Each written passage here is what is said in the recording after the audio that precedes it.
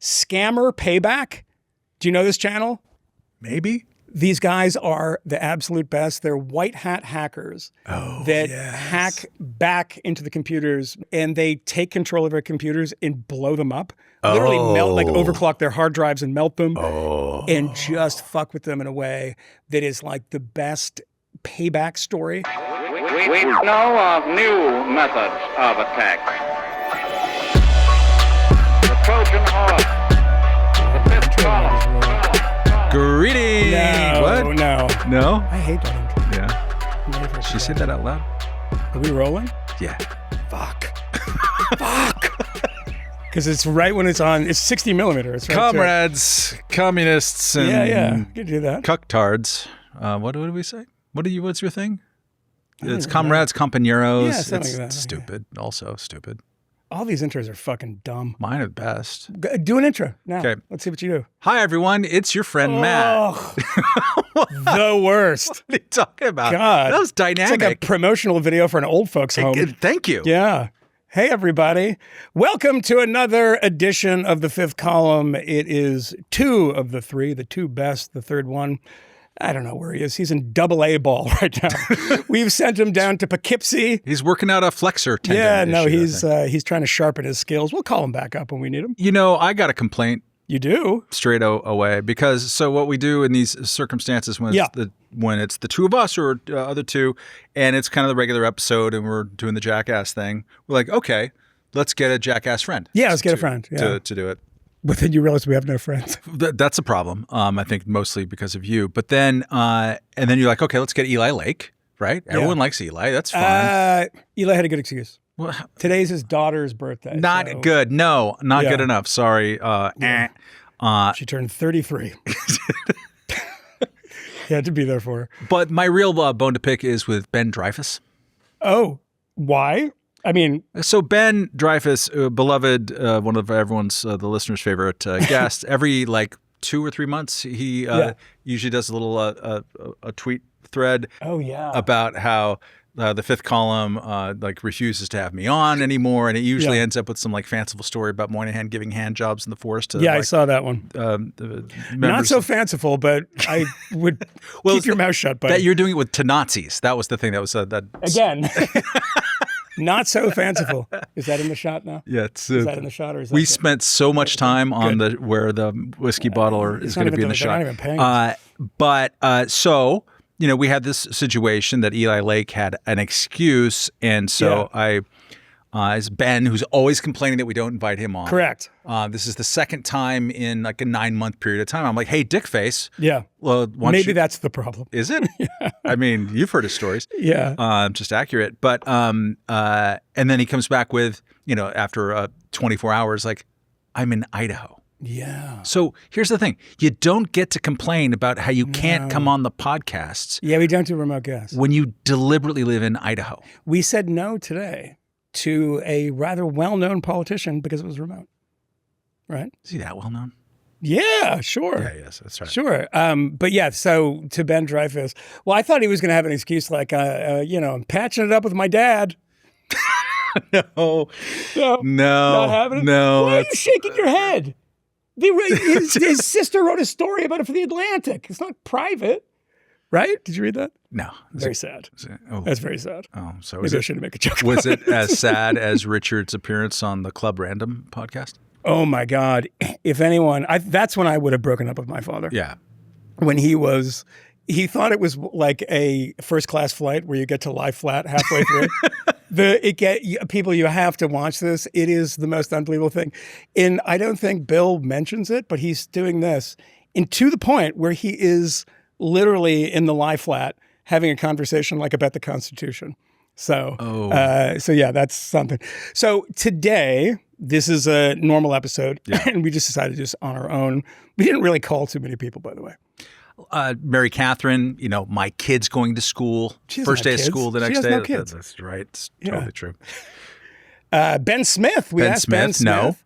And we like Ben now because now he's not at the New York Times and he can talk freely. Yeah. Because he owns his own very successful outfit called That he doesn't Semaphore. answer any straight questions about either, but that's different. No, he's not. We didn't want to ask him about his thing. I said, come and shoot the shit. And somebody else has something. Then he texted me about something else. And he's got more important things to do. But it's August. Everyone's doing things. It is. It's kind of Cucumber dog season. days, cucumber season. But we decided, because we had a good response from our listeners and viewers, that the last time we did the show that was just the three of us, we played a bunch of clips, and I think half of them we didn't know what the fuck we were doing, and they just came on. And so we decided that we were going to do clip roulette. Okay?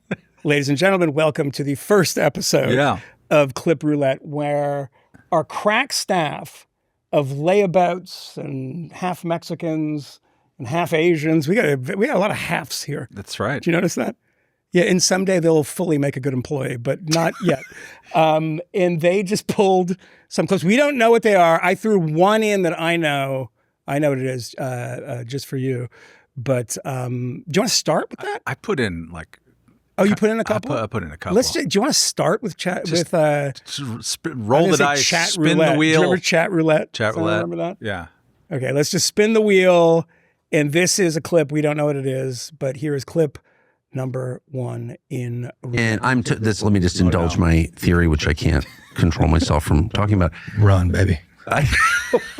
You've heard it before, but I think nuclear weapons, which I don't think were created by people. Sorry. I don't care how many movies they make about it. I don't believe that. You didn't see Oppenheimer? Yeah, okay.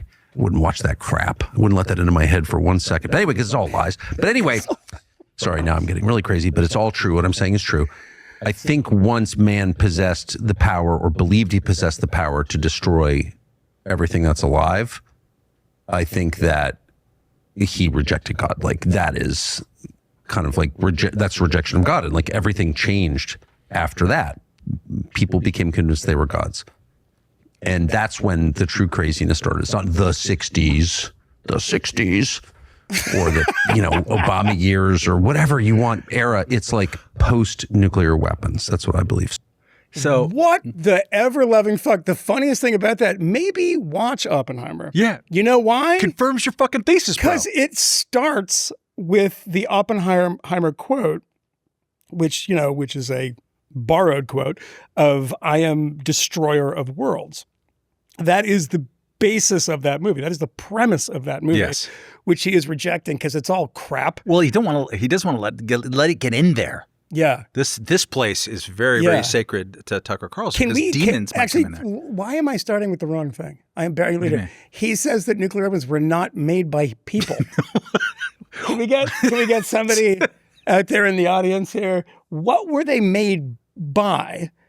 I mean, Leo Szilard was part of it. Oppenheimer himself. See, even lack- the Rosenbergs. You just lack David Greenglass. imagination. This is the problem with you atheists. He could have just blamed the Jews like he usually does because... it's kind of implied, but no, it's demons. We live in... is he saying Jews are demons?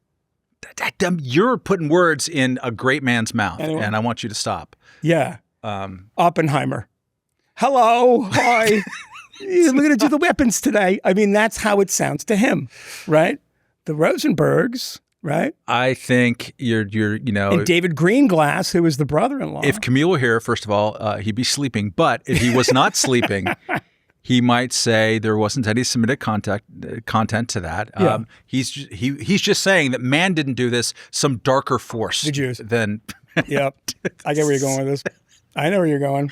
I just think that the first half of that was as crazy as can be.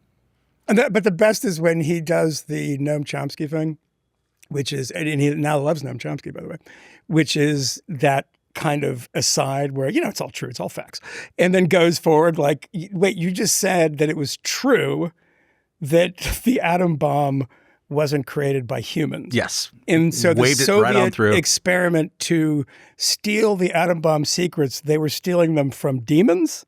See, again, I think I have a movie. you are plagued by literalism, which is the fatal flaw of the atheist. Oh, what does he mean then, Matt? He means the demons created the thing, and after Through humans, demon- humans were the vessel. the Jews. Yeah. Damn it! And and then it was in the field of humans, and then the humans were doing things with humans. Oh, yeah.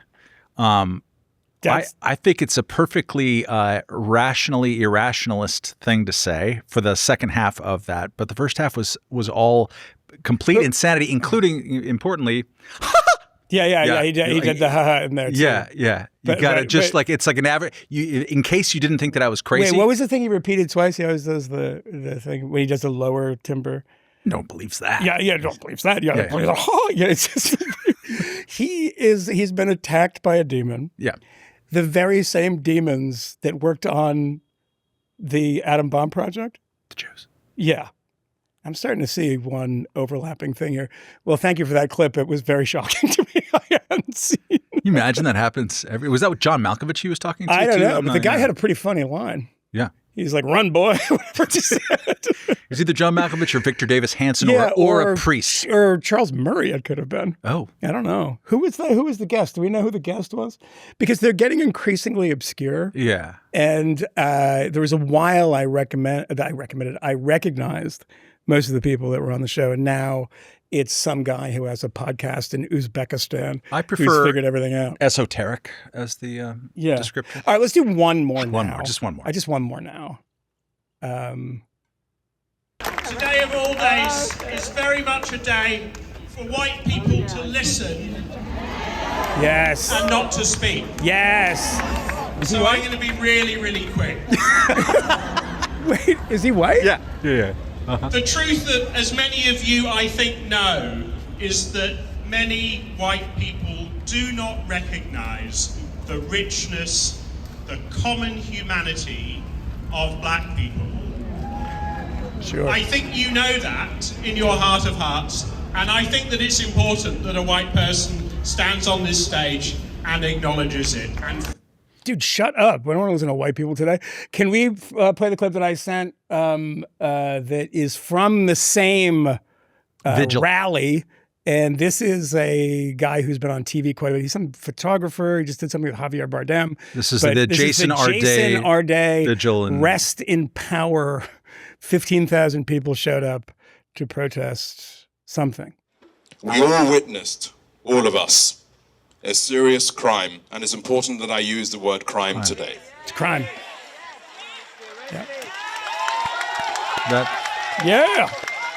That camera hand is a crime right there. Just keep it steady. And as Bell said, there is a time and place for everything, but justice must be served. Justice must be served. A crime was committed. It's technically a crime when you suicide yourself, right? Technically, I don't know if it is in the UK. We don't know if he suicided himself, by the way. No. We don't know. Drug overdose? Accidental? Who knows? Okay. Under a bit of pressure, Jason Arday. But this has been, there was 15,000 people there. That was the estimate. Nathan, what's his name? Jay Robinson? No, the opposite. What's his name? The racist one. Oh, like Corfos or something, Confess? Confess. Yeah. I don't know if, I shouldn't say it. I don't know if he's racist. I don't know anything about him. But he became... It's a big race IQ guy. Race IQ guy. Probably pretty racist.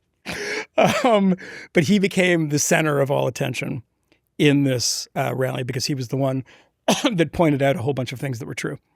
And it is remarkable to watch these clips. I mean, of course, you go to the old saw, this is time for white people to listen.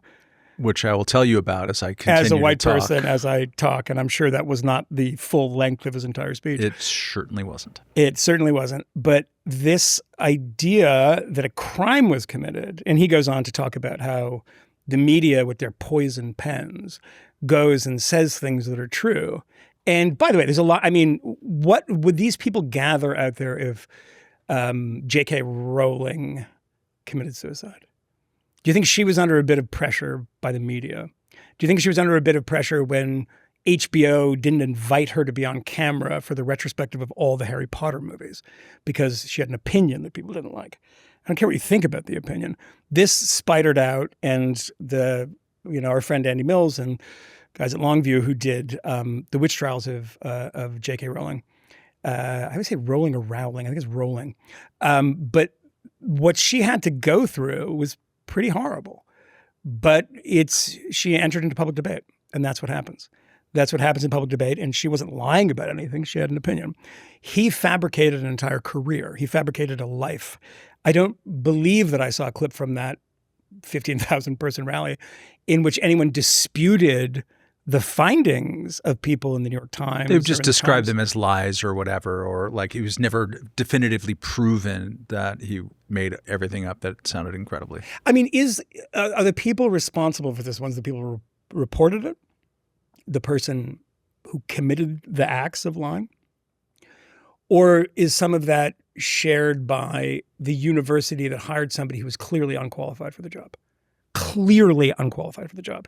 That's not, I mean, if everything that he says is his own, and it isn't, by the way, he's clearly unqualified for the job. Yeah, there's a decent comparison of all of the kind of comp hires that Cambridge had made over the last X number of years, like what was the median age? What was the median number of books that you had written? I think it was 7, and he's written 1 or maybe 2. About Oasis. Number of papers that you've been cited, your relationship with the university, all that stuff. He was an extreme outlier on all of it and promoted all the way and lionized as this great person. And I think actually the point that you made is pretty interesting, which is that he's a public figure.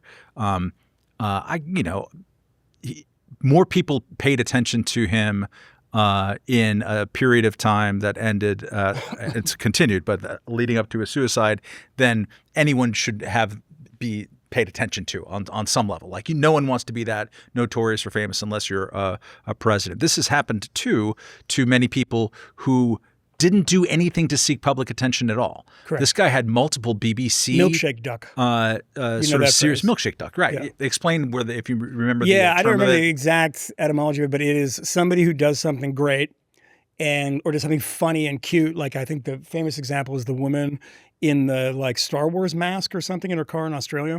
And it was like a cute video. It went viral. And then people found out that she had said something racist on Twitter 8 years previous. And the milkshake duck is like, dude, the joke was, it was like some 4chan style joke of like, the duck also drinks milkshakes kind of thing.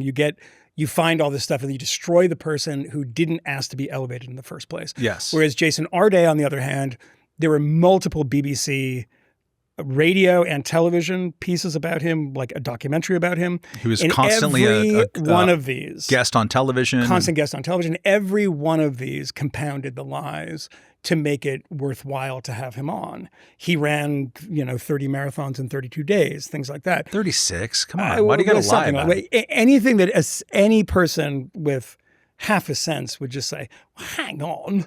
It's a bit off, but no one did because they didn't want to do that and they didn't want to know the truth. And so those people are responsible too. But Jason Arday, you can have an enormous amount of sympathy for him. He clearly had significant mental illnesses, but they were recognizable to almost everybody. Yeah. They were recognizable except to those people who get up on stage here and want to elevate anyone in the name of social and racial justice. And they are, if you're going to assign responsibility, I only assign responsibility to him. Yeah. But if you're going to play that game, are they not also responsible? They, of course, would say no. The recognizable to almost everybody except stipulation applies also to that speech and the formulation that the guy made. Like, you need to hear that, today is a day for white people to be heard. And like that, not to be heard. Yeah. The whole thing just reminds you of 2020 and 2021 and also 2019. This stuff happened pre-pandemic, pre-George Floyd a lot too. The culture was trending in that direction for a really long time, and that kind of centering of whiteness or whatever. And the language around all of that got itself ensconced in so many different institutions, and it still exists in places. But it's still batshit crazy. I mean, to go up in front of people and say what he said, that's just crazy, actually. Yeah. And you're looking for, generous applause. Like, what a great ally. Look at my allyship. Do you know what he had that nobody else had? That previous examples had not had? I did a story about a guy named Jonah Lehrer. People who watch the show are familiar with the story. And then John Ronson wrote a book about it. Not a book about that. There was a chapter in the book. And there's one of his attention. So you've been publicly shamed. Yeah, and I texted John right after he died. And the Jason, Jonah Lehrer, still with us. Yeah, Jonah Lehrer. I thought Jonah Lehrer was going to kill himself, and I thought, holy shit, I've unleashed this story that everybody else was gleefully piling on, and rightfully so. They were finding other stuff that I didn't have time to find, and I was worried. And I don't know if it's in John's book, but I was talking to him on the phone the last time I talked to him on the phone, that I had a fear that something bad was going to happen. And I am 99% sure I said, do not do that. If you're thinking about that, you have kids. He had young kids at the time. Because I think our kids were the same age, or one of our kids was the same age. I think he had two. And so it worried me a lot, and I didn't love what was happening. The difference, there's a bunch of differences. There was no racial dynamic. People went and were feasting on that with more pleasure, I would say, than what you saw in the Jason Arday thing. Because Arday was an academic, and journalists like attacking other journalists. They love, particularly somebody who made so much money. He was very, very successful. Most people hadn't heard of Jason Arday. People in journalism had heard of Jonah Lehrer because he was Malcolm Gladwell 2.0. He was Malcolm Gladwell 2.0. He had gone from, I think, Wired to the New Yorker, and had already had a minor scandal, which was the thing that tipped me off, of recycling his own material. He was kind of self-plagiarizing. The thing is, he had no institutional support. David Remnick, the editor of the New Yorker, I called him to get a comment before we were going to publish the night before, and he was at a Yankee game. And then it became clear that we had to publish this as soon as possible because he was going to fire him. Oh. And it was going to be a very fast decision. And I sent all the material, and they were going to waste no time and fire him. They have a reputation. They care about the reputation. And the reputation the New Yorker has is the fact checkers, accuracy, et cetera. And it wasn't even about stuff that was in the New Yorker. They were going to get rid of him.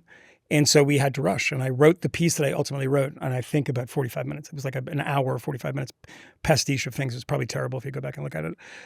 But there was no institutional support. Jason Arday had the university, came up behind him and supported him. They investigated his clear plagiarism. There's no definition is this not plagiarism. Plagiarism down to the title of his PhD dissertation, which had the same grammatical error as the people that he stole from, which actually wasn't a grammatical error in the original thing because it was part of a sentence that he pulled out and put his title. They defended him. Sacha Baron Cohen, Ali G., his brother, I think it's his brother. Simon, yeah. Simon Baron Cohen was a very respected academic. Very respected academic, came out and said, this is a travesty what's happening to him. He had institutional support, and I guarantee you, if something horrible had happened to Jonah Lehrer or something like that, you wouldn't have had 15,000 people come out for anything. No chance. No chance. So to say that the man was not supported is wrong. There are people who are clear-eyed about this stuff, and we're saying this is an egregious case of academic fraud. Egregious. There's a lot of academic fraud out there. This was especially egregious because the entire life story was fake too. Not the entire life story, but huge elements of that story were fake too. So, yeah. Greg Lukianoff, friend, dear pal from Fire, and past guest. Donate money to Fire, by the way. Please do. Should be doing that. Foundation for Individual Rights and Expression, which they changed from education about 10 years ago, 8 years ago, something like that, maybe less. And they basically they've taken the place where the ACLU used to be on free when they speech. Abrogated their responsibilities. They did. Yes. They stepped up, and that's a beautiful thing. Great organization. We love it. Greg responded to someone had tweeted out and saying, like, imagine if this happened to a right-wing person, would everyone still be like it did gleefully? And Greg pointed out that case because he has written about this at great length. He was a student, and I forget all the details, including his name. His last name was Adams, I think so. Yeah. Who North Carolina, South Carolina, was kind of a troll of a kid, and so he kept sure. coming, and Fire kept having to defend him because he was doing things that required defense. And that kid ended up committing suicide, as did some people who are on the other end of the barrel during the worst of the "so you've been publicly shamed" era, when you could get milkshake ducked, when Amy Cooper, that Kmele did such terrific work for the Free Press about, like her life was mangled because of And her. I think she was suicidal too. Yeah. She seemed to not be in a great place. So this has happened, and it's always bad when people, But those are the Kobe materially route. different in the sense that these people expressed opinions, right? They're bad opinions. Let's say they're bad opinions. I don't believe half of them are bad opinions. The Adams professor, I don't know what his opinions were. I don't remember them. But they expressed opinions. They behaved a particular way in public. They didn't create a false persona to get one of the most coveted jobs in academia. That's not what they did. So there's a special, different kind of thing when it comes to Jason Arday. I mean, you can argue, and I think with Kmele talking about Amy Cooper, was the entire thing was there was part of it was the process by which she was fired from the company that she worked for, which she was making a very good salary and was very high up in this kind of corporate structure. And was that, okay? Was it acceptable?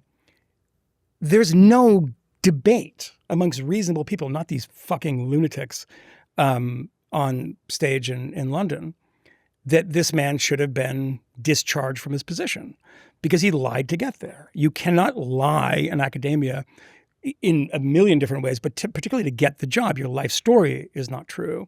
Your PhD thesis, which is the spine of your academic work, is all plagiarized.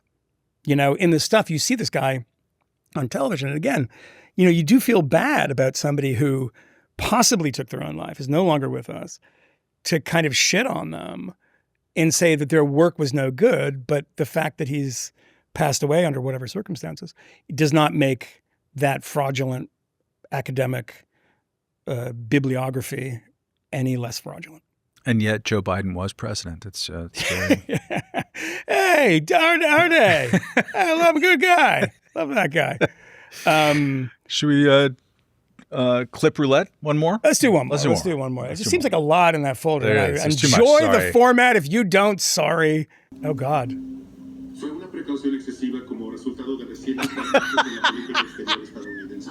Creo que no hay una precaución excesiva cuando se trata del uso de Se fuerza. puede ser demasiado precavido y no actuar titubear en cierto Oh, sentido that angle. mientras la gente muere, ¿no? De eso hablo. Yo creo que puedes preguntar. That those of you, If you are listening, you gotta You're missing out. go to the YouTube or whatever. That was video. a clip of a documentary that I did with Jason for Vice called World in Disarray of me and Richard Samantha, Haas. Samantha Power.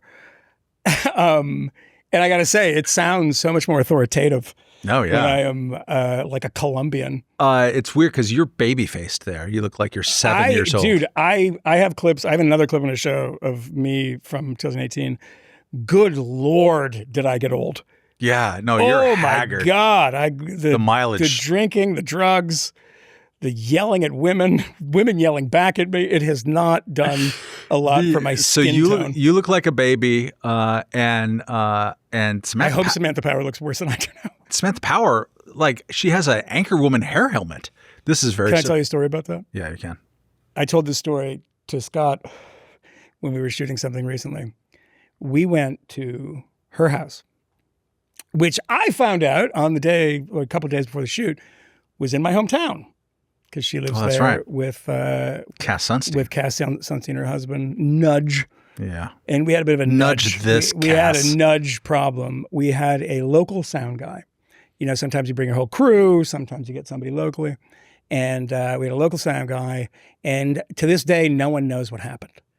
This is a great Poirot-like mystery. The little gray cells have never put together what happened. But he was putting on her lav mic. So with the woman, male, saying, no, this isn't the problem. Drop the thing down the street. But it connects to a pack, right? And this is a wireless pack to the camera. And he puts the pack on the back of her pants. Uh-oh. Right when he does that, Oh no. she shrieks like she has been shot by Lee Harvey Oswald. It was like back and to the left. She went like the loudest thing. And he was like, whoa, whoa, whoa, whoa. And we don't know what happened.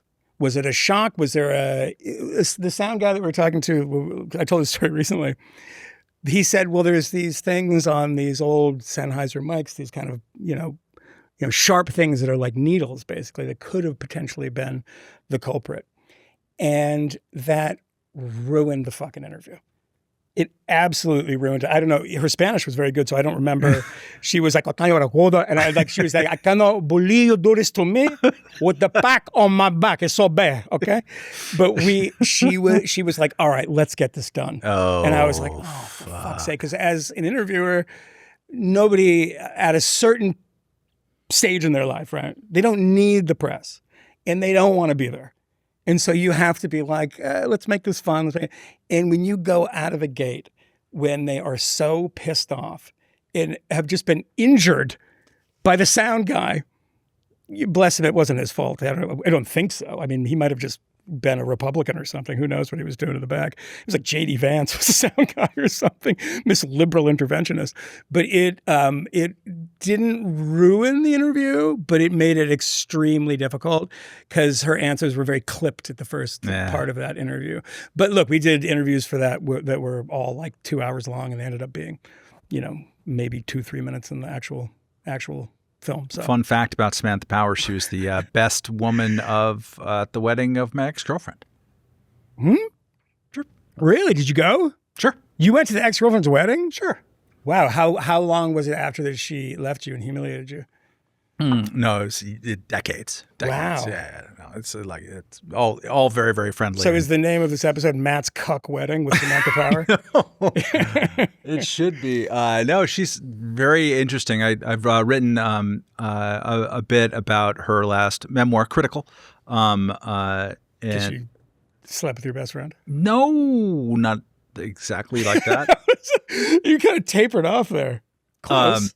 No, but like she's exactly my age. She went through the thing of she was kind of a meathead, like a huge sports fan, like a baseball fan from I think Pittsburgh or something, and thought that she was going to be a sports journalist and working for a college paper. I didn't think I was going to be Francesca Hong, be a sports journalist, but like I kind of get it. And then June 4th, 1989 happens, and she's like, okay.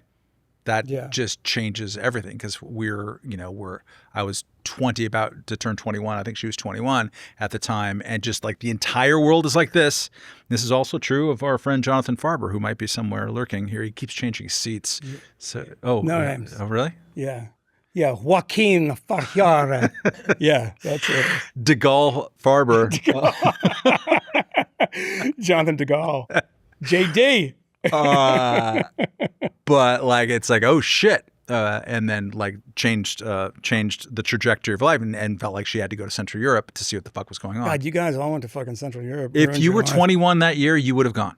Probably. You absolutely fucking would have gone 1,000%. I want to play to one very brief clip, and by the way, this is the episode that we just decided to have fun because it interests us, but it's also we're trying to drive you to video.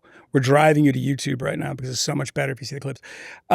Today, I was looking for something that I'd written, and I pulled out an old hard drive, and I found an interview that I had done in 2018 with John Mearsheimer and Stephen F. Cohen. When I came in and mentioned this, you mentioned that somebody had said something about Stephen F. Cohen, some listeners? Yeah, we've had several listeners over the years lamenting that when he was still alive, asking for us to interview him, but lamenting that we have never interviewed him because he is a Sovietologist or a Russia specialist. I would describe him as a Sovietologist, but had as much respect as anybody in that, I think, kind of debased field had, and certainly knew his topic pretty well.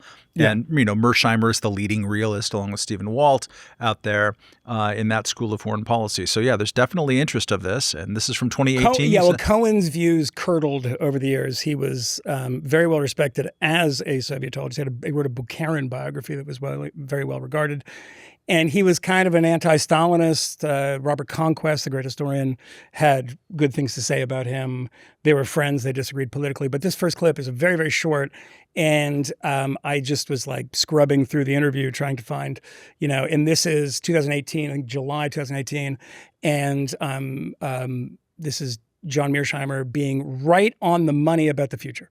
And when you talk about Russia being an expansionist power, I don't think this is a serious argument.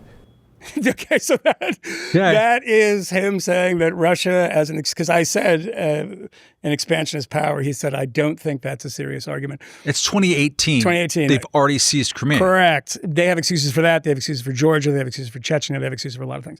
But this is the one that it's about a minute long. I asked Stephen F. Cohen about Pussy Riot. And this is what he said. Tell the kids who Pussy Riot was. Pussy Riot, if you don't remember, you haven't been paying attention very long. It's a feminist collective, kind of a band, kind of not a band, and they were protesting Putin, getting arrested, harassed all the time, and then they went and played in a church in Moscow, a Orthodox church, and like busted in, played like half of a song, and they were arrested and sent to, two of them were sent to prison camps in Siberia for a very long time. What would have happened if Pussy Riot had occupied the most important synagogue in Israel? I don't care. You don't care? No. Why? What does that have to do with Why? anything? Because Why? that's just whataboutism. I'm talking about Russia. It's not we can talk about. Okay, I'll ask you a hold on. question. We can talk about like what is wrong with Israeli domestic foreign policy in a different segment. But right now, Russia. These were three young women, that were arrested for being in. Well, the ones that went to prison, for playing music very briefly. Two of the three. Yeah. 2 of the 3 went to prison for playing music very briefly in a church in Moscow. It does not exactly happen. A few years ago, maybe more. Doesn't matter. But they should have gone to prison? No, they shouldn't have gone to prison. Russia doesn't have our system of administrating bail justice and community service, stuff like that. They're not on our historical clock. They're working on it. They're developing this. Yeah. Working hard. They're not as enlightened as we are. You have to tell me, but I remember maybe 15 to 20 years ago, a heterosexual couple had sex in St. Patrick's. I don't remember exactly what happened to them, but there was a hell of an uproar about it. The Catholic Church all the way to Rome was pretty upset. Smiling. They didn't go to a Siberian prison, though. I don't know what happened to it, but I They didn't remember. go to prison. I don't know. I actually don't know. It just popped in. And playing music, I think, is probably different than copulating inside of a church. Well, Pussy Riot, when it was known as Vaina, I think, war, had a long history of public fornication in Moscow. And there have been demands that the Kremlin do something about it for about 2 years, and the Kremlin couldn't be bothered. They could have cared less. But this was different. Are you asking me what should have happened to these girls? I can tell you very simply. They should have been arrested, put out on bail, and sentenced to 100 hours of scrubbing graffiti off churches around Moscow, and that should have been the end of it. Russia's not there yet. It's moving in that direction. Is Russia a democracy? Let me jump in here. Sure. Long pause. Mearsheimer, let me jump in here. Yeah. I saw that and I was like, Jesus Christ, I can't believe I held it together. There's a phrase that happens in foreign service circles called clientitis. Yeah. So and there's a reason why if you're working in the U.S. Foreign Service, you're only supposed to stay in a post for 3 years maximum. I don't know if they changed the rules, but that's how it used to be anyways. And because if you're there and you specialize in the country and hopefully you read and speak the language, you start to become a little bit apologetic for things. You can rationalize your way. Yeah, it happens with Americans in Russia frequently. It happens. That is one of the most recurring patterns we've ever seen. Yeah. All Americans in Russia all immediately start going there, whether it's Tucker Carlson or people who are more kind of sophisticated. But like from John Reed on, they've been doing this now for more Jack than Matlock, 100 years. yeah. It's amazing to watch. It's a thing that happens anyways in any country to some degree, and specialists in that country, therefore, and also when that country has an antagonistic relationship with the United States, they kind of internalize that. And this is true of ambassadors to Saudi Arabia, famously. This is true of anyone who does most anything with Cuba.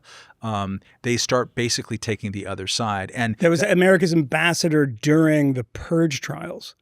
Stalin's Purge trials, Ambassador Davies, who went for FDR, became one of the biggest apologists for Stalin in the Purge trials. Was that the one who did the little the film? The film, yeah, did the Michael Curtiz film, which I've mentioned a million times. And that introduction is just where it's bone-chilling. literally the introduction to the film It's a dramatic film. It is an acted film. It starts with the ambassador to the Soviet Union. He's doing basically what Tom Cruise does at the beginning of Top Gun 2. Like he's going to tell you about. Does he do that? Oh, he's like, welcome back to the theaters. Yeah. Thanks for coming COVID back. kind of thing. Yeah. This was welcome back to the great bloodletting that is happening in Moscow, and it is an astonishing thing. But if you talk about the number of errors that are made in that clip, one, they'd been famous for fornicating around. That's actually not true. It's a separate group. Voyna, which correctly says war, had like an orgy one time in a like an art gallery or something. And that happened one time. It's like they were doing it all the time and people demanded it stop. It's like, why would they demand it stop? But the important bit of that is twice when he says, no, they're not like us, but they're heading in that direction. They're heading in that direction. Where Russia has not only is it an expansionist power that tried to take all of Ukraine for not because of NATO, the entire thing is them prattling on and saying things that aren't true about NATO, but is, as Putin said both in his written piece about this and in the first 30 minutes of his interview, interminable interview with the idiotic Tucker Carlson, nothing in that, they never mentioned NATO. I mean, he might have mentioned it at one point in the interview, at one point in the piece that he wrote. It was the historical grievance that Ukraine was Lenin's mistake. Then they say it's Khrushchev's mistake, too, of Crimea. But the entire thing was Lenin's mistake to say that Ukraine is a separate entity. It's part of Russia. That is the argument. It has nothing to do with NATO. They also talk about EU expansion, et cetera. So what has happened since that clip, which I don't think aired because it was probably some boring 3-minute thing where they just hit a bunch of talking points. But maybe it wasn't that because I don't think you could have left it out. It has gotten so much more authoritarian that it is now a dictatorship, a full dictatorship. The reason that they were having sex in art galleries and the reason that the women of Pussy Riot were living and existing in Russia was because it still had a modicum of democracy left in it. You would have people go out in the street. Navalny would go out in the street and have marches. What did they do? They killed Navalny. They arrested him, put him in jail, and he died in jail. A very tall, hardy, healthy man died in prison. Did they see any of that coming? Probably. Did they acknowledge it publicly? Absolutely not, because they're stooges and apologists for the Russian regime. Rest in peace, Stephen F. Cohen. You, when we were talking earlier, said that you have some interest in discussing something that we haven't mentioned on the show for weeks, if not months, which is situation in Ukraine. The fact that we don't think about this at all anymore. 17 people, I think in Kharkiv, were killed overnight. The Russians hit apartment blocks, automobiles, other things, not military targets. They're keeping up this thing, whereas the Ukrainians have hit the Wildberries headquarters, which is the Russian version of Amazon. Warehouses usually, the right? Warehouses. Yeah. A bunch of drone facilities, a bunch of oil depots. They had an enormous attack on Moscow last night too, because they were keeping up. This is when it comes time to actually look back at this, and I hope we can look back at this soon and have some peace in the region and peace in Ukraine. This will be one of the most interesting bits of warfare and war fighting history that you can ever point to. I mean, it's a fulcrum moment. It changed. It's a fulcrum moment. And it's not even just that the technology was at a fulcrum moment. It was the fact that they adjusted so quickly and so cleverly. And they did it with America holding back weapons, then giving a little bit of weapons, and then not allowing certain weapons. Then running out of weapons. Then running out of weapons, and the Europeans trying to fill that gap. But they have performed a remarkable feat of trying to maintain their sovereignty. Oh, we talked about, James Baker talked about not 1 inch east with NATO when he was talking about East Germany, by the way. Yes. He was not talking about the rest of Eastern Europe. That justifies the wholesale slaughter of a generation of Russians, first and foremost. Russians. I mean, they lost more people last month, I think, than they've lost in the entire, more than any other month in the war the Russians did. Yes, and that was more, I think, last month than they lost in Afghanistan in 7-8 years, which was around 19,000. Check me on that. It's either from 17 to 19,000, around there. And that really buckled the Soviet Empire. Mothers were protesting, and you could even see in the 1980s there was more freedom in the Soviet Empire than there was in Russia now, which I think is true. I think is demonstrably true. There was not even, the opening, the Gorbachev opening starts around 85 to 89, is that people would come out and protest the fact that their sons and only their sons, were being sent to the mountains of Afghanistan to be slaughtered.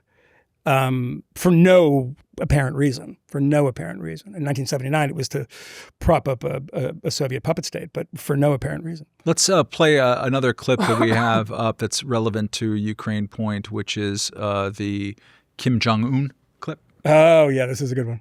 I'm making it much safer. You see, I'm actually making it much safer. Kim Jong-un has always treated me with great respect, and we met on numerous occasions, actually, 2 primary occasions, spoken and spent time. I understand him, he understands me. You're doing war games. I get along with him. He didn't like Biden, he didn't like Obama, he didn't like anybody. But I get along with him very well. Now, what I'm doing is making things safer. And so to be clear, what he's doing, that he's referring to, is that he pulled out at the last minute of joint planning they're not war games. They're military exercise scenario. The U.S., which has 30,000 troops or so in South Korea, and South Korea that they do, and he pulled out at the last possible kind of moment, and he did so, announced it on Truth Social as we do this now, and complaining, which he didn't even, I don't think we have it in this clip, we probably have it in another one,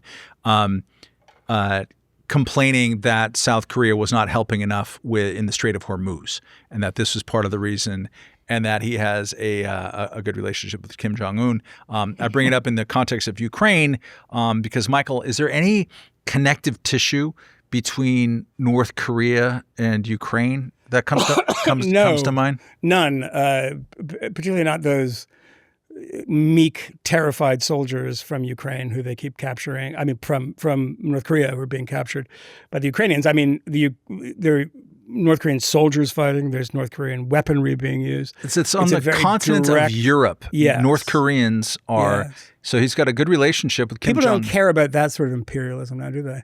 Because there's North Korean troops on the ground. In Europe. As we say, boots on the ground. Yeah. In Europe, fighting a war against a country that is desperately trying to maintain its freedom and independence. Its sovereignty. And I'm going to just dogleg it a tiny bit. I mentioned at the time, but back when J.D. Vance and Marco Rubio were stumping for Viktor Orban in Hungary, and saying that it's really important to have him win re-election. In fact, he's going to. In J.D. Vance's thing, this is like days before the election. He said one of the biggest reasons why we need to support Viktor Orban in Hungary is because of the notion of sovereignty. Yes. And he's saying that literally when the next door country is Ukraine, who J.D. Vance has always been steadfastly opposed to helping in any way, shape, or form, literally fighting for their sovereignty, including against North Korea at this time. I'm trying to find the... You're double phoning there, to be clear. No, I'm charging my phone. Okay. This is the Truth Social that our friend de Gaulle sent over to us. Based on my very good relationship with Kim Jong-un of North Korea, I'm not happy with the fact the United States has long ago agreed to participate in joint military exercise with South Korea. It's very, very long, but at the end of it, therefore, and based on the fact that it's too late to cancel, I've instructed Secretary of War Pete Hegseth to substantially reduce the joint military exercise while somewhat unrelated, and then he puts a question mark in parentheses. Sure. Which is absolutely the weirdest thing. I recently asked the president of South Korea if they would join us in the denuclearization of the Islamic Republic of Iran, and they said no thanks.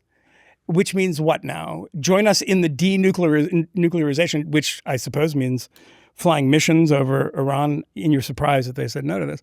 But the most amazing thing about this clip, and it's the thing that we've known about this jackass for so long, is that he's a child, right? And everything is so simple. You don't need a team of psychiatrists and a team of academics to watch repeated clips like this when he says, he was nice to me and we get along. It's all about him. It's like, he respects me. And everybody, and there's so much reporting about this, with the way that Putin interacts with him, the way that Modi interacts with him, the way that every foreign leader that has authoritarian tendencies acts towards him. Flatter the fuck out of him and make sure that you love him. You're the best. You're like, can you imagine how simplistic the mind of our dear leader, our own dear leader, is, that he can be rooked by these people so simply by just flattering him? And look, we've been saying this since 2016, 2015, but it is that simple, and it's incredibly embarrassing. And there's also this aspect to it. I think that we should have fewer, if no, troops in South Korea, to be clear. I think we should invade North Korea. So we might have a slight difference. Yeah. Like opinion. Tonight, we should do it. But what is one of the reasons why we have troops there and that we conduct these military exercises? What is... Because of China, actually, but go ahead. It is, but also to convince South Korea to not become a nuclear power. Yes, that's one of the things. I mean, the Chinese thing is mostly now, but it's because the Chinese and Americans, people tend to forget that the United States military, does anyone remember this? Nobody remembers this. Had a shooting war with the People's Liberation of Army in China during the Korean War. Then just waves of Chinese soldiers came in during the Korean War and fought in war with the United States, which is why the war never ended. And ended in 1953. There's never been any armistice and a peace deal signed between the two countries. But the idea of, and this is in the way that Trump wants to undo the post-World War II order because he thinks it's a scam. America's been ripped off. They're not paying enough. This is what his tweet was about. Yeah. We pay for it, he says, which is not entirely true. But also we want to have the world not engage in nuclear arms race. What happens when you withdraw America from that world? Everyone right now is trying to get a nuke. Saudi Arabia is trying really hard to get a nuke. If the connective tissue, whatever one thinks of it, goes away, then you're going to have an arms race. That's just... Did you see the last season of South Park? I think I happened to watch an episode, this Pete Hegseth one, which is unbelievably funny, just ripping Pete. But the whole thing is about Saudi Arabia and about how they let women drive now. It's an incredibly funny episode. But I know because of your hate of Saudi Arabia that you should watch it. All right, what should we deal with next? What do you have cards for? What are the cards? Card was to actually this will. You know what we should do is first of all I should you should refresh, reliquify, but we might as well do a pivot to. Do you want to be honest? What's that? Do you want to have a bit of honesty now? Yeah. We do a Polymarket bit. That's what I'm talking about. Be honest. Oh yeah, no, yeah. Oh yeah. We teased this on the last members only episode. Time to get because some honestly going. Our last regular episode was on a Tuesday. We recorded on a Tuesday. Yeah. So we chose. I forget who chose what on Polymarket is Kmele. So I was the one sleeping then. But we're gonna do it. Please be watching right now because.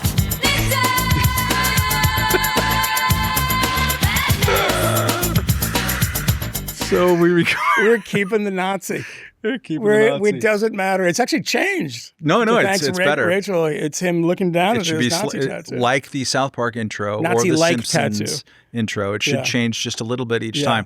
So anyways, recorded the regular episode on a Tuesday. We knew that was when Francesca Hong was going to run, so we didn't want to do it about her in that one. So we did it about something else. I forgot. Meanwhile, long story short, Polymarket had her at 99% for quite some time. Quite some time. Democratic primary in Wisconsin for governor. She's the DSA dingbat who hates Thanksgiving she hates it. And Valentine's Day. Flag Day she hates. And she then tried to walk it all back. I think she really hates Hanukkah. Damn it, again? As a restaurant owner, I really blah, blah, blah. Of course, the restaurant went bankrupt and she owes like $30,000 in small business loans. But or also whatever. as a wannabe sports journalist, you make mistakes or something. That makes a lot of sense. Anyways, she was the clear leader. You can see here. Let's zoom in there. You got at the bottom there. That's go down there. See, look at the weekly, because you have the whole thing. Yeah. Let's go down lower. Okay. God, it's like literally talking to my fucking grandmother. Yes. Go lower. I feel like the Indian guy on the call is like, no, don't push. No, don't push that one. It's like a Mac. I don't know. Thank you. Thank you. Coming.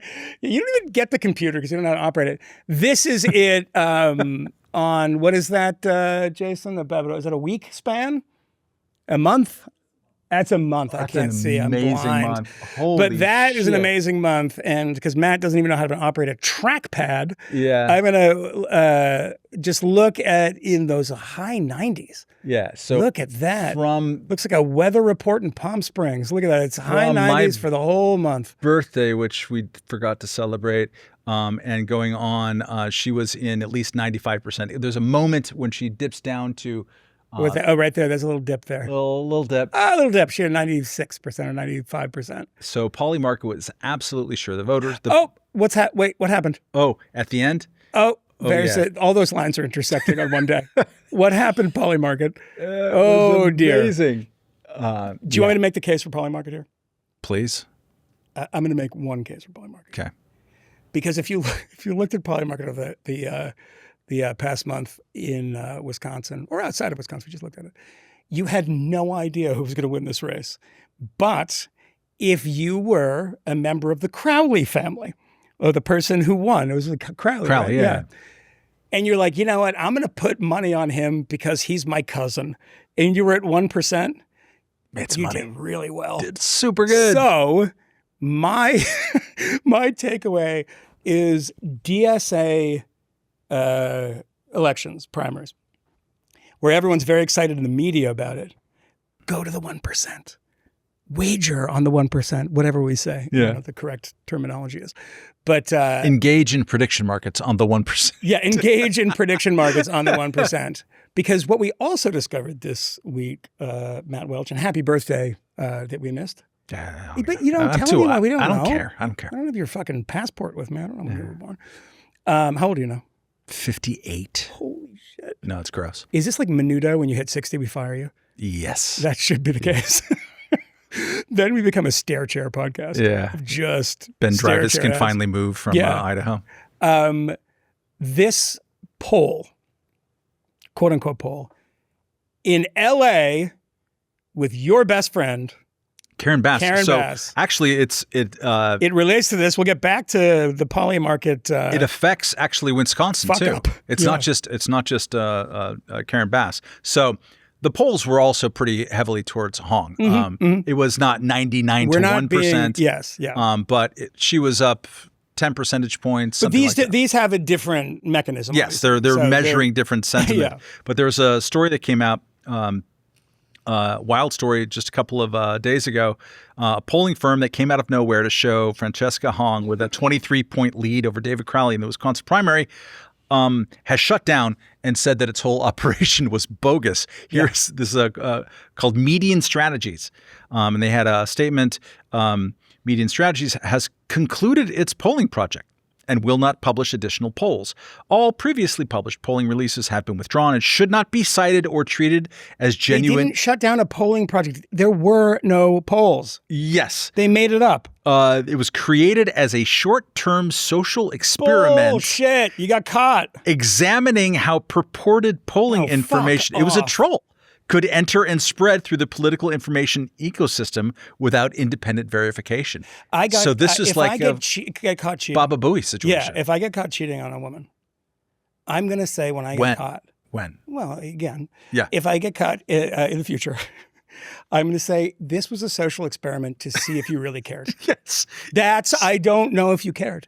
So I had to sleep with your best friend. And now that you've found out, it was a social experiment. It's a little that is utter horseshit. A little Our specific. friend Nate Silver pointed this out, that this is like an ex post facto justification, saying it was a social experiment. They got away with it. The LA Times reports on this. The LA Times, I don't know how you feel about this. I'm kind of mixed about it.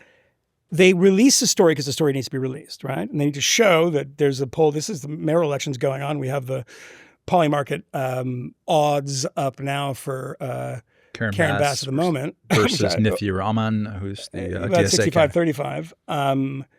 But the thing about this is what pissed me off with the LA Times story. If they tried to figure out who was behind this, they didn't discover it, and they didn't say that they were trying to discover who was behind median strategies. Right. Medium strategies. What was it called? Median strategies.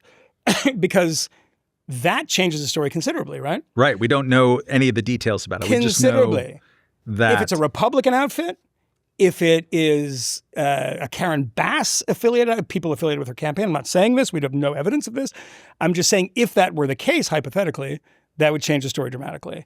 But there was no point in that story where they said that they were trying to track these people down. Presumably, you can do this as a journalist.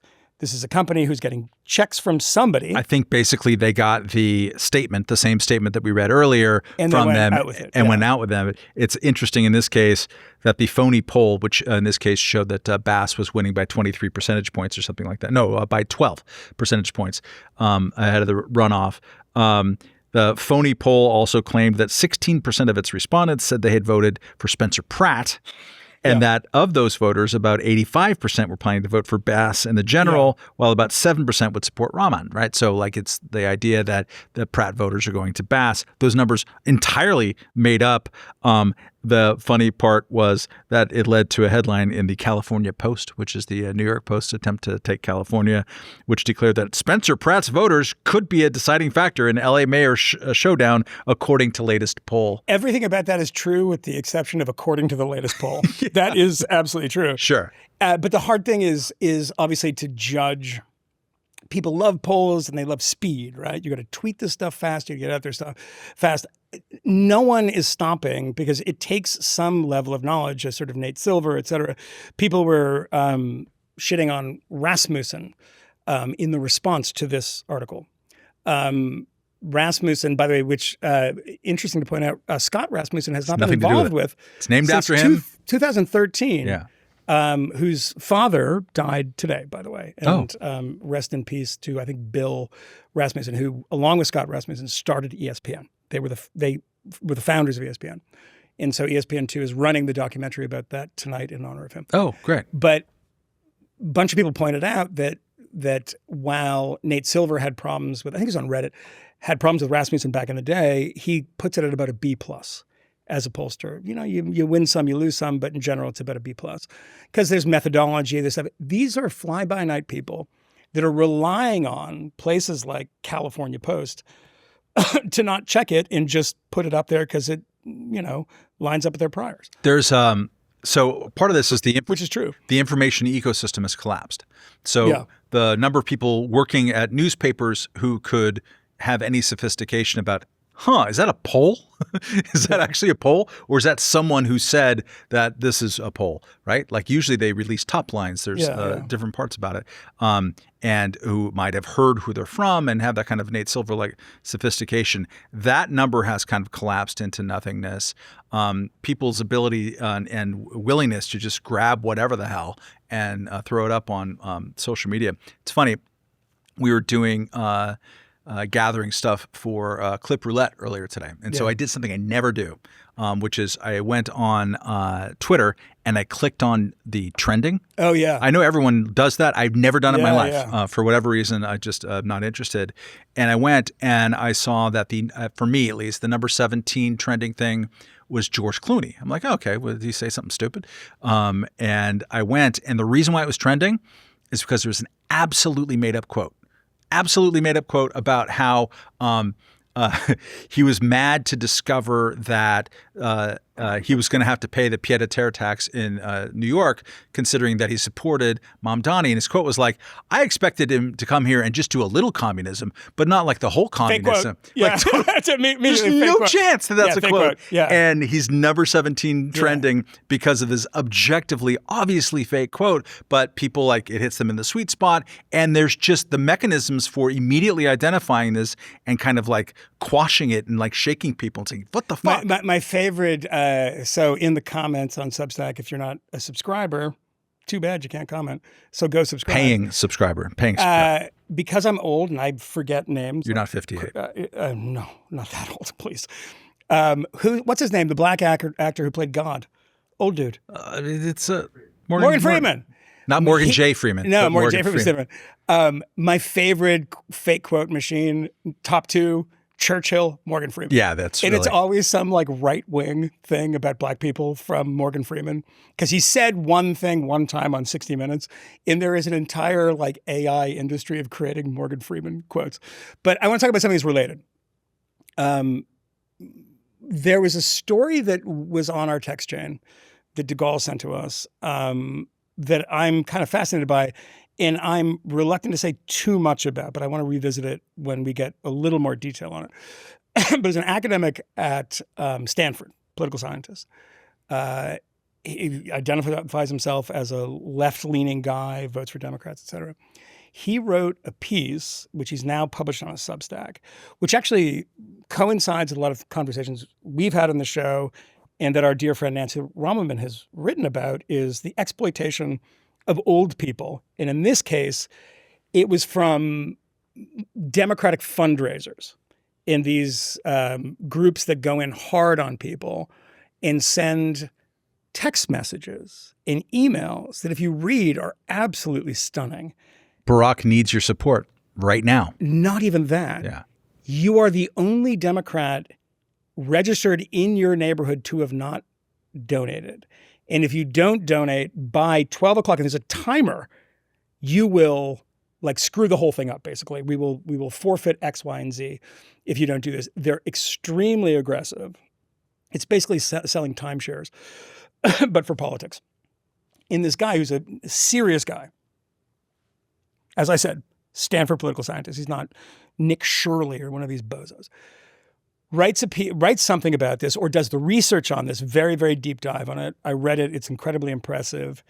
He was working at the New York Times to do a story. As a freelancer for the opinion section. Yes, as a freelancer for the opinion section. And according to him, I'm just saying according to him, and I don't think there's any reason he would lie about this, is that it was lawyered half to death and took 8 months, back and forth and back and forth and back and forth.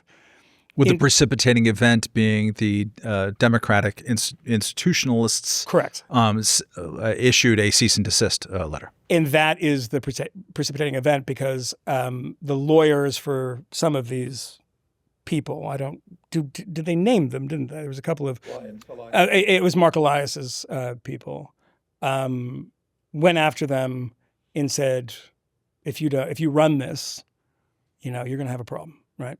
Now, it's not the same thing as the President of the United States saying that, but is this case something where the New York Times is buckling because of pressure from lawyers by a Democratic fundraising machine run by the only name most people would know in Democratic fundraising? That story then migrates to the Bulwark, which is closely aligned with Democrats these days. And according to him, the same thing happens. Now, the Bulwark and the New York Times, as far as I can tell, have not responded to this. But this is an incredibly serious charge, right? Because if you are buckling to the pressure of lawyers, and maybe the lawyers have something, let's be as generous as we possibly can. Maybe the lawyers say, well, that's wrong, this is wrong, go back and correct it. You can't run this with that.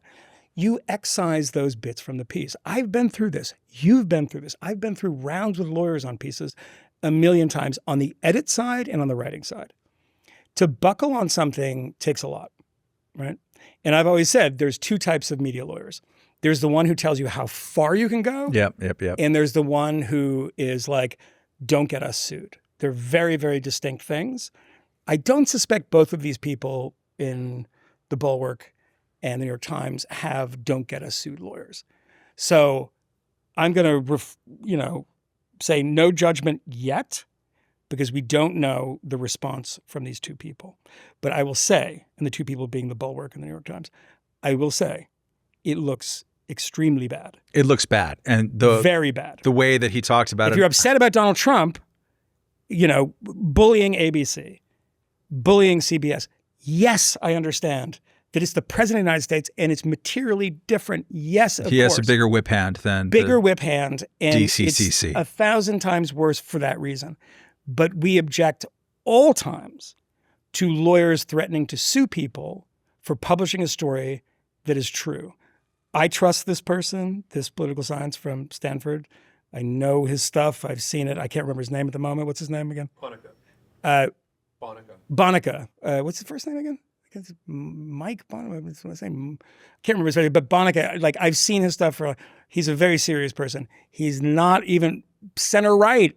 No, he talks about like he thinks this is important that Democrats clean their own house. Yes, kind of thing. As speaking for himself as a Democrat. Yeah, and I was happy to see a number of responses to this on Twitter from people who were Democrats saying, I have been warning about this. It's a bad look for Democrats, but it's also evil to take advantage of old people and have them empty their bank accounts with these manipulative emails, texts, and phone calls. So, like, I have many different relationships with this story and category of stories. As I've mentioned probably a couple of times in the history of this podcast, when my dad started to be slipping, he's still with us, but we kind of belatedly discovered that he wasn't fully in charge of how everything went. The amount of scamming that we discovered afterwards, or in mid-scam, was just breathtaking. Both from like random Russian assholes who got him to pay $26,000 for computer security for 5 months. For computer security. And I managed to claw about half of that back using the bank, but also through Marriott. Who confused him with a timeshare. He already had a timeshare, but confused him enough to make him think that he needed to take a loan out on his already paid off timeshare, which then created tens of thousands of dollars worth of expenses for something he didn't need and didn't want. But because you can get old rich guy, I mean, comparatively rich compared to us, like money in the bank guy on the phone and confuse them. And when they still have the ability to make decisions, which we allow our olds, by which I mean now me to have too late in life, you can get a lot of money. And then this is one of the biggest public policy ongoing scandals that really isn't being addressed. And Nancy Rahman, who you talked about before, has written a ton about this, is working on a book about it. Her mom just died literally yesterday, and this has been happening to her mom as well. Her mom's great, Kathy Hayes, R.I.P. And it is shocking how much goes there. And it's no surprise at all that the political firmament, and it's not going to be just Democrats. I guarantee you it is the absolute same with Republicans as Democrats. These money squeezing machines, those of us who work in politics, regardless of how many spam filters we have, we get so many of these. Like, hey, Matt, when they get my name, it's usually, hey, buddy. Hey, Richard. If you don't do this now, it's like the time is running out. You can easily confused old people and get them out of their money to do it. It's a huge and ongoing scandal.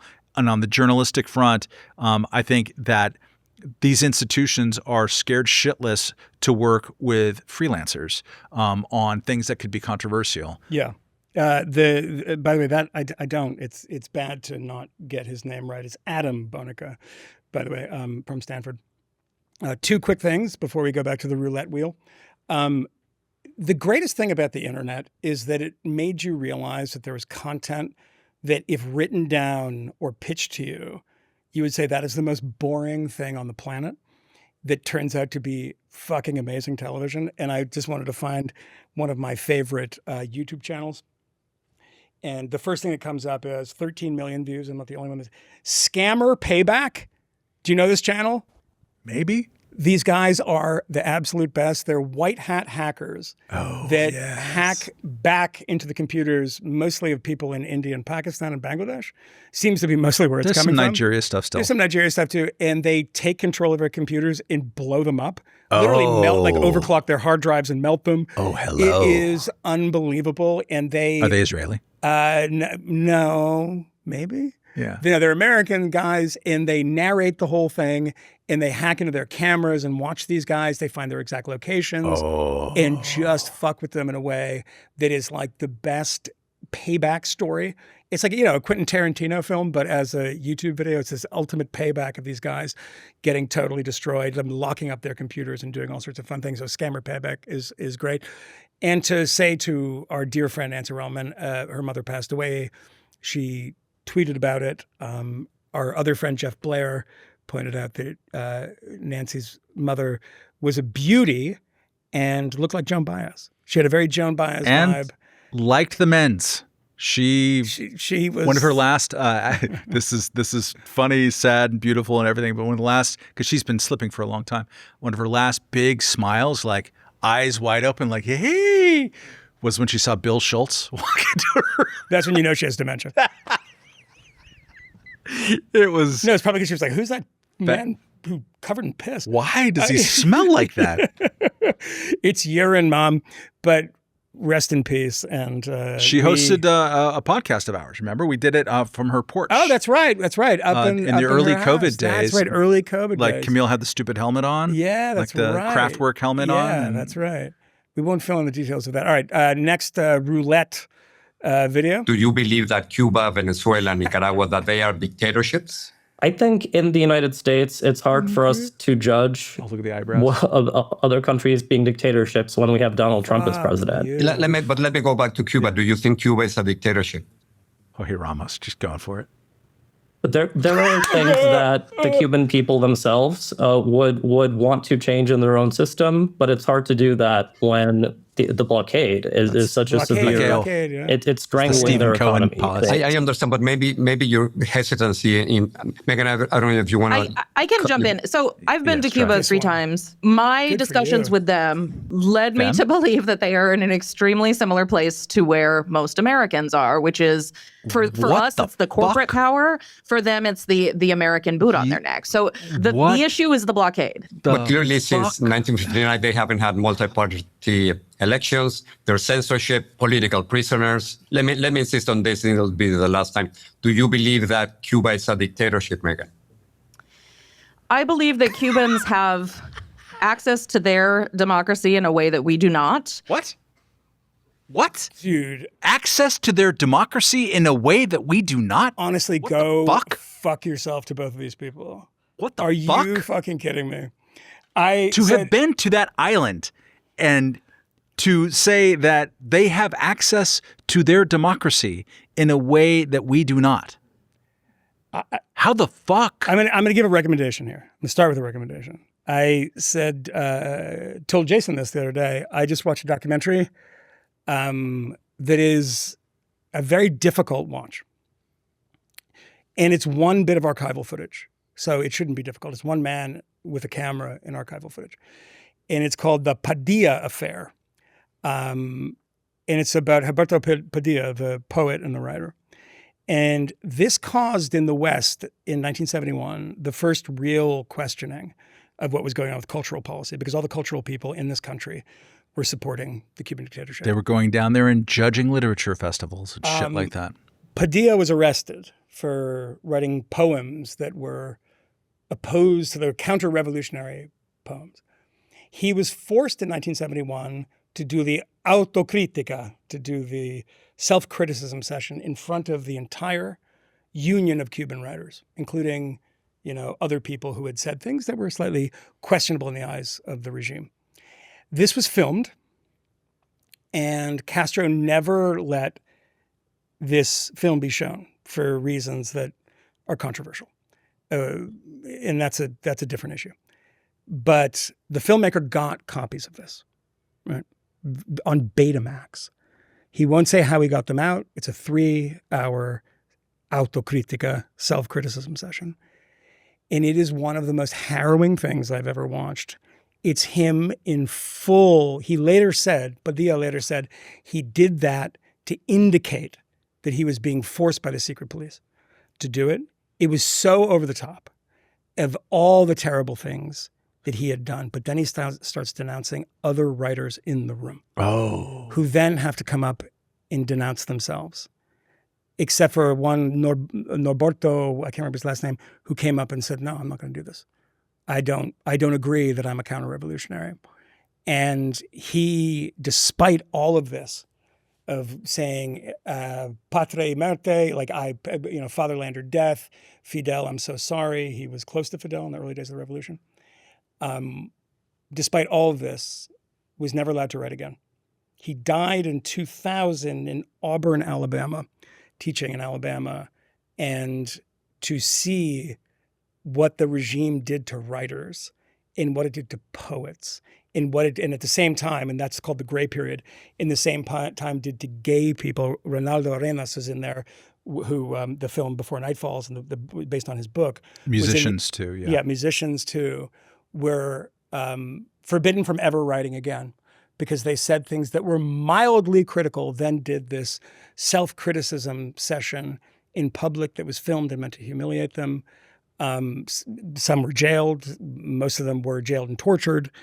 And for these clowns to say that this is not say it's not a democracy, or to say it's the people's democracy in a country that has not had multi-party elections since 1959, when the Castro regime took over, is an abomination. It is an embarrassment. And I started writing about this because for a reason that we'll talk about at the end of the show. I said the DSA version to myself, and I wrote this down, is Matt Welch in 2001 or 2 coined a phrase called slow-bo Googling. Find out if these people have said anything positive about Slobodan Milosevic, and they all had, right? Yeah. The ones who were anti-war in 2001, 2, and 3. And there were people who were anti-war in a totally honest way and a totally legitimate way. And then there were the people that you slow-bo Googled, right? It was mostly 2001, to be honest. Who were against the any kind of hit back against the people who had sheltered the terrorists who blew up buildings within walking distance of Correct. And this is what we now do with all of these fucking clowns when it comes to dictatorship in Cuba that has ruined the lives of millions of people. A third of that country has left since 1959. Imagine a third of America, that's 20 million something people? Like 20% of the country has left in the last 10 years. 10 years, right? The number of writers that came up to that dais in the Padilla Affair documentary who left was almost all of them, or a few that stayed, that became real supplicants of the regime. And to be clear, it generally has not been easy. It is easier now, but generally has not been easy to leave. A lot of those people were on fucking balsa rafts. Oh yeah, I mean Padilla I think Padilla was the one that first got caught when he was leaving at sea on one of these rafts. One of the writers said, I think it might have been Padilla. But these people who cannot call a dictatorship, when they lie to you and say it's about the embargo, it's about the blockeo. It's not even the embargo. It's the blockeo. Yeah, it's the blockade, which is not it's not a blockade. It's not a blockade. Trades with every other country in the world, blockade. The American embargo excluded medicine, farm products, etc. They don't know anything about this stuff. Later, obviously, and we talked about it, the DSA woman, Megan, whatever her name is, in her interview. By the way, put her in the fucking cold storage. How the fuck is she out there talking to anyone? That absolute fucking moron who literally knows nothing about anything. You're stupid, by the way, when you say, I've been to Cuba 3 times. And yeah, I've been to Cleveland a number of times. I know nothing about the politics of Cleveland. You know nothing about the politics of Cuba. But the thing about this is these fucking people. Our friend Jamie Kirchick, friend of the show, wrote a piece about Morris Katz, who is Mamdani's Svengali. And it's the amazing thing I was reading this. Is that one of the Vocal Fry guys? No, but the Vocal Fry, we'll get to the Vocal Fry guy. Yeah. Because Morris Katz, I found it in Jamie's piece. His godfather was Philip Seymour Hoffman. He grew up in New York City. His dad was a TV writer. Vocal Fry guy. His grandfather started Toys R Us. Right? Katz's... That's why we need real fucking socialism, man. Of course. Katz's grandfather was some playboy in Philadelphia who, had family money from, never worked a day in his life. Common thread with these people, the people that are pretending to understand the working class. Who do they go to talk about the working class? They go to these fucking kids who went to Fieldston, right? Who do they go to in a foreign way to talk about the working class? People that have subjugated the working class and created no jobs, put people in prison for disagreeing with them in Cuba and Venezuela, in Nicaragua, et cetera. And you look all the way down, they know that the working class hates them. So what do? They get a guy, the Mankay version, which is Graham Plattner, and that's Vocal Fry Guy. Comes up, well, they saw a video of him, and they said, well, he's the guy. He looks like a working class person to us. Like the phoniness of this, of people who have absolutely no... And the problem, by the way, is they can't get away from cultural policy. If you were to say... Think about this in the sense that of the 1948 election, right? Henry Wallace, who was FDR's vice president and then was the Secretary of Agriculture, I think, was a Soviet sympathizer. Recanted some of it in his life. It's a very good book about this that came out recently called The World That Wasn't. He was a farmer, right? He actually owned a farm. Now, the version of this now, they don't have this. There aren't the people who are, what Hassan Piker says all the time. Well, you say we're communists because we want Medicare for all. No, you could do that. That's fine. But you're all sociology grad students at CUNY. And what comes with that is a bunch of utter nonsense, whether it's about race, I mean, what about he trans says people, et cetera. Is that, my privilege, because of course there's great pictures of him like in his polo outfits and such as a pudgy kid. It's like my privilege exactly is what makes me think why shouldn't everybody have that? And so Medicare for all is the way to do that, and that's just normal. There's I want to tee up one more video of the shoplifting gal. And when you watch and listen to this, think in terms of what Michael said about they really needed to have what's the matter? No, go ahead. You gonna be all right? No, I'm fine. This woman is a member of the New York State Assembly. She has power over me and Michael from Greenpoint. So she, producer Jason, perhaps that is his whatever, their state assembly person. Most of what we saw were crimes of poverty. People who were stealing things like toothpaste. People who were stealing things like, soap. And that means if you're stealing those things, you need them.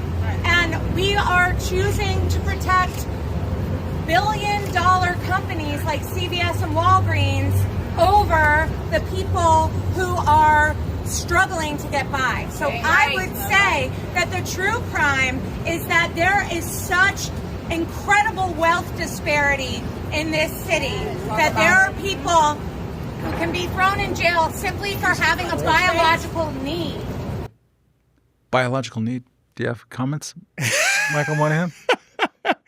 Well, make sure to watch the video. Do you have some biological needs you want to talk about? Yeah, biological needs for soap. I mean, this is my daughter's 15.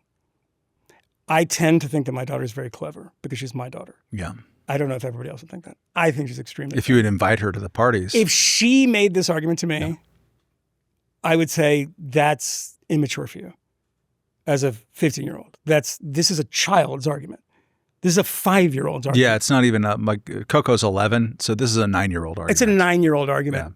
They have a lot, and these poor people don't have anything. And obviously, it's completely untrue that people steal because they need a bar of soap. I mean, this isn't 1931. This is not the Depression. This is a total myth. Look, libertarians had a thing all the time about, and this became less and less true, and people stopped using the argument, that the number of people that were in prison forever for like a little bit of marijuana. There was a time where there was some truth to that.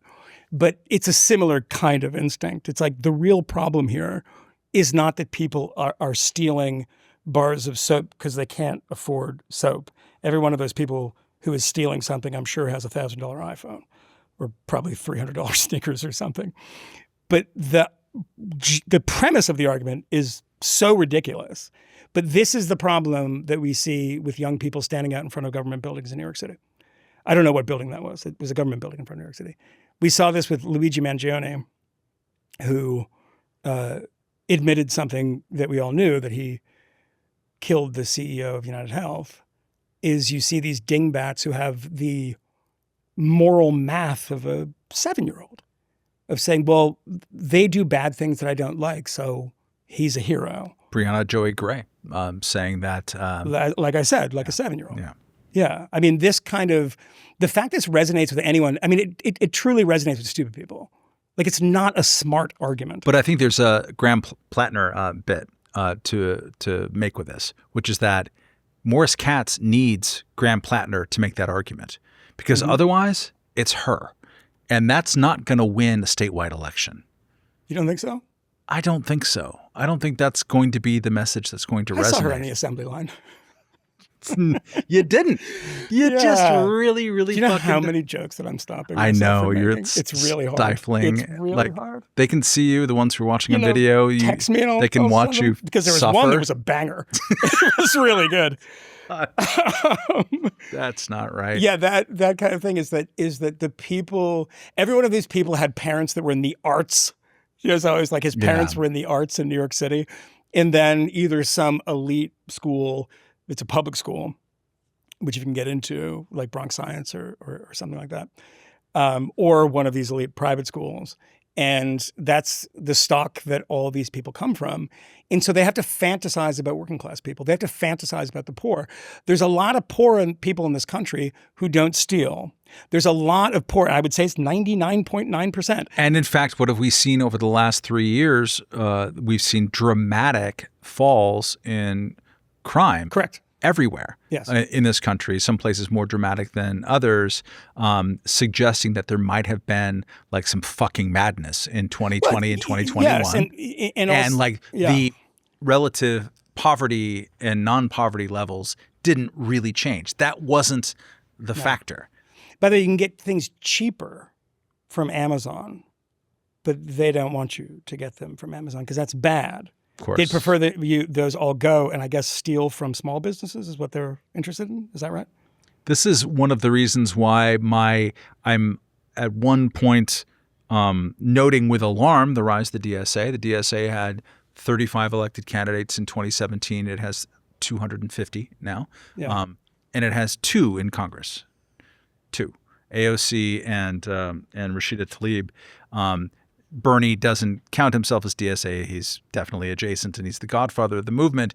It's on the grow, but it's also not that many people. And one of the reasons why it's not that many people is that those who are the engine of it tend to have more in common with our state assembly, Jason's state assembly woman, than they do with someone who might be a working class oyster farmer. But it's also, that's the mystical and mythical thing. The mystical part is that they have a dream of what they want the working class to be.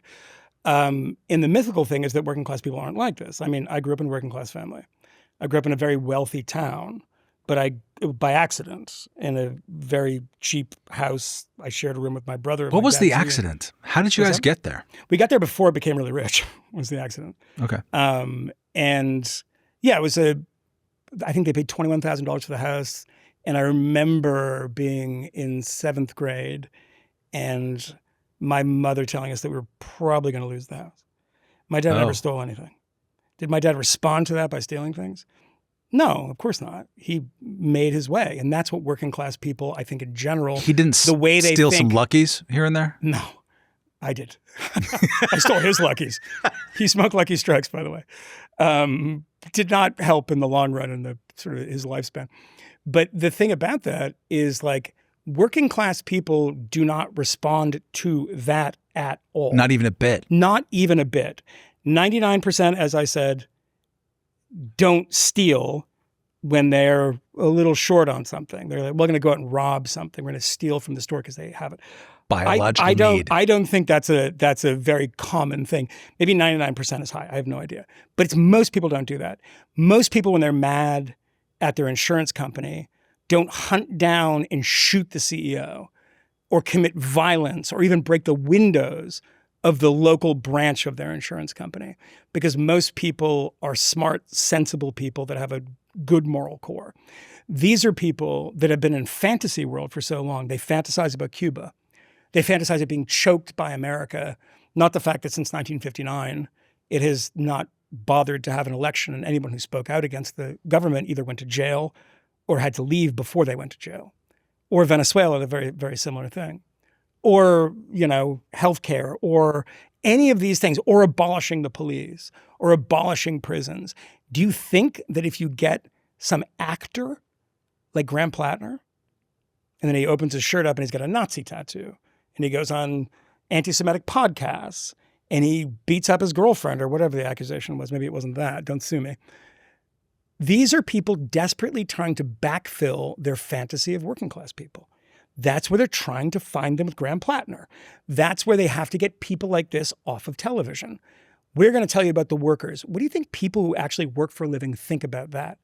There are people who have kids and they're trying to teach their kids not to steal and not to go down the bad route.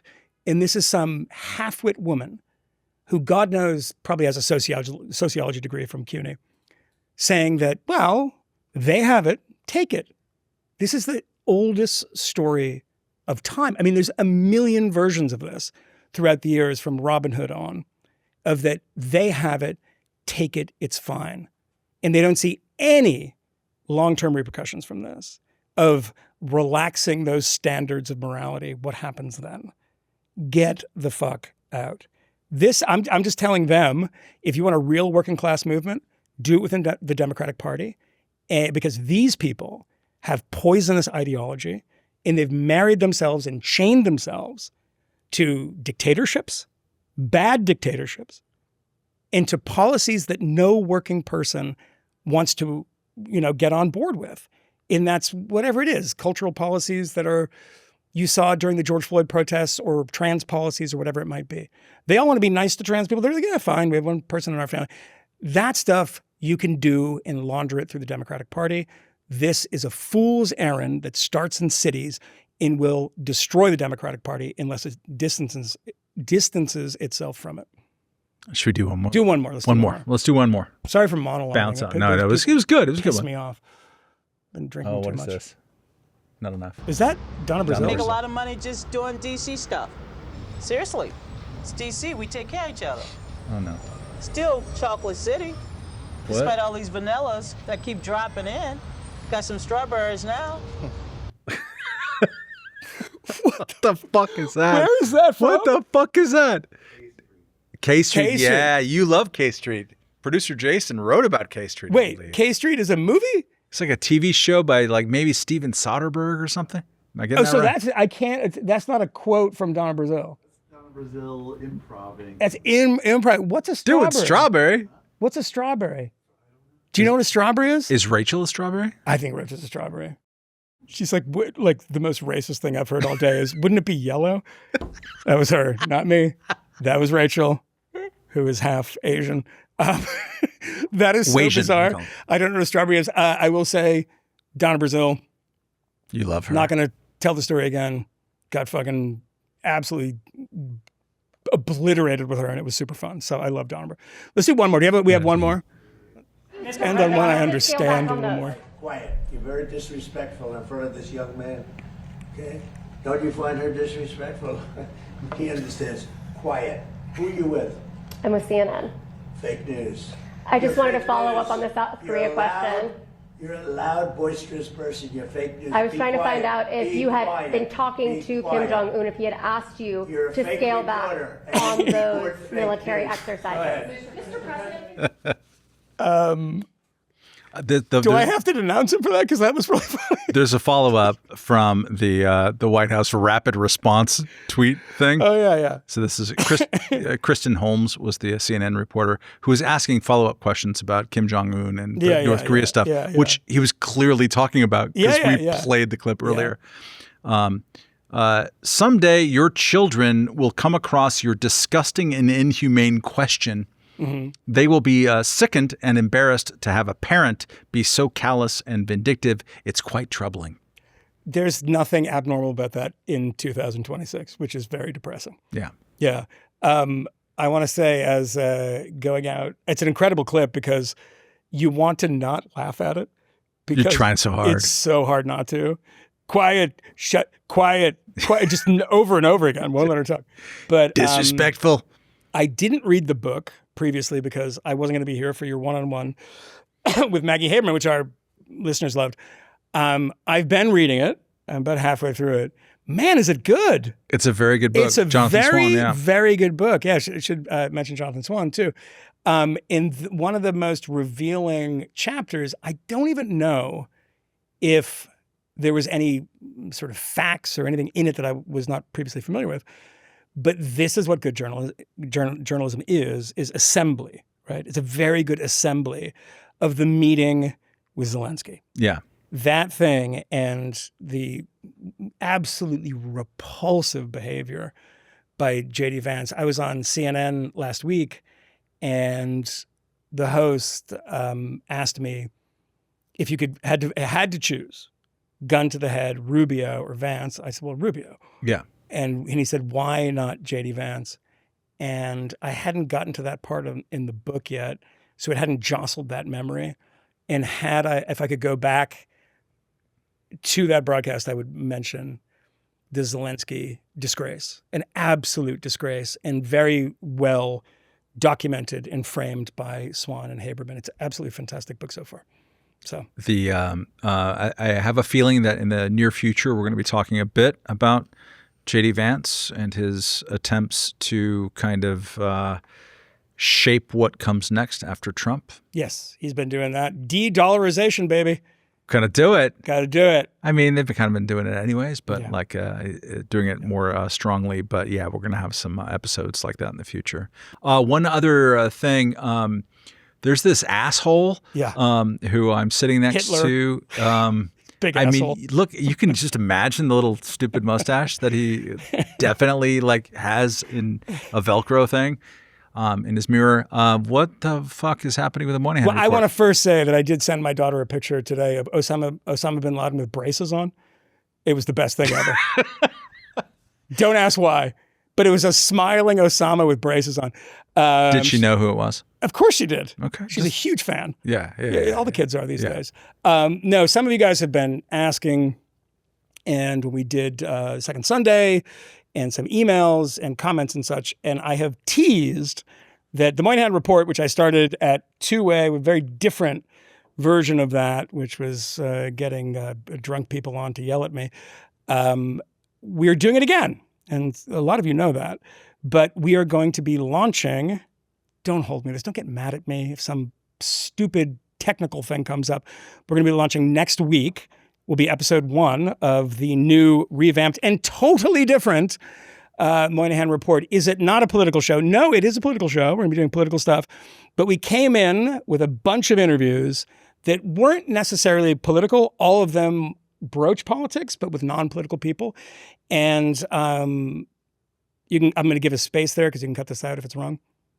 We might have a clip now to show you from the first episode. But the first episode is me and William Shatner. Shatner? Yeah, Shatner. Here's the honest truth. Yeah. I'll tell one story and we'll go out with this. Yeah. I've never seen, much to the utter horror and dismay of de Gaulle, never seen an episode of Star Trek. Never seen it. Not once. Are you going to start now? No, fuck no. Yeah, I'm too old for that. Yeah. Then it's a whole thing. People get their lives get taken over by this stuff. I'd never seen it, and I decided that it would maybe be wrong to tell him that before the interview. William Shatner is 95 years old. Amazing. Sharp as a tack. And we didn't talk about Star Trek.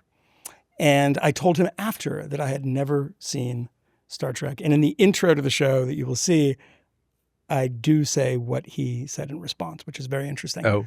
But the first episode is talking to a 95-year-old guy who's accomplished a hell of a lot in his life. For a Canadian. Who grew up in an Orthodox community in Montreal, which is a very strange origin story. But we talk a lot about the other side, about sliding off this mortal coil. Oh, really? It's a lot of conversation about the end of life. And how Bill Shatner, who allowed me to call him Bill, thinks about it. It's utterly fascinating. And it's the first episode of the relaunched, revamped, totally different Moynihan Report. Now doing business for our greater our Osprey greater, media umbrella. Part of our media universe that is growing every day, and help make the show grow by going and subscribing if you haven't already to the previous one. It will carry over, but just check, make sure it's there. And there'll be a thing over at the Moynihan Report. So go to the Moynihan.report. Nothing there now, but sign up to that Substack and you'll get all the news and a bunch of jottings from me that are now voluminous and I have to... Bunch of jottings? Yeah, is this one of those like, I'm going to write this someday? No, now I have an outlet. I'm not giving it to you guys. Fuck you. Bye. We know of new methods